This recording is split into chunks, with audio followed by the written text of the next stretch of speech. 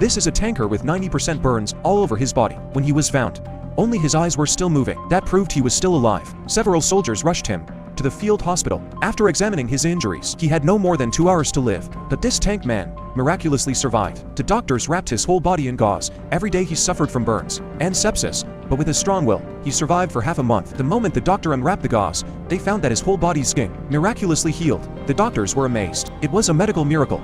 Although the tankman had recovered, but he lost his memory. According to the officers learned from the information inside the wreckage of the tank. His name was Ivan. He was a tank driver. Due to the urgency of the war at the front, after recovering, Ivan boarded a train. He went to the battlefield again. At the same time, the Soviet commander at the front was having a hard time with the German White Ghost Tiger tank. This White Tiger tank is like a ghost. When the two armies are fighting, it suddenly rushes out, destroying all the Soviet tanks, and then quickly disappeared. The Soviet commanders agreed, must be destroyed at all costs, to destroy this White Tiger tank. To counter the White Tiger, the T-34 tank was born.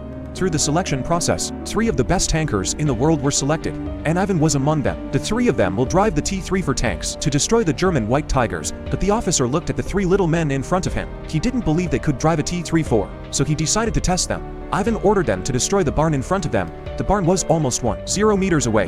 The officer only allowed them to fire 2 shots. The test begins. Ivan was driving a T-34 tank. He moves and fires at the same time, with only 1 shot. He destroyed a barn 1,000 meters away. The officer was completely convinced.